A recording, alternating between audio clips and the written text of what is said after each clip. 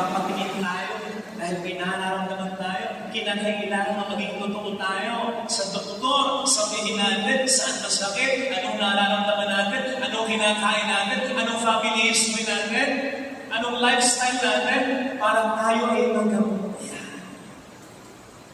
God is our great physician.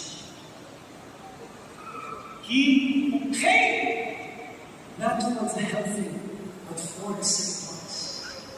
Hindi niya tayo mabibigyan ng kagalingan lalo na sa ating mga kasalanan. Kung hindi tayo magpunat eventually kay St. Augustine, na hindi magpapakapupong at aawin na tayo yung kasalanan.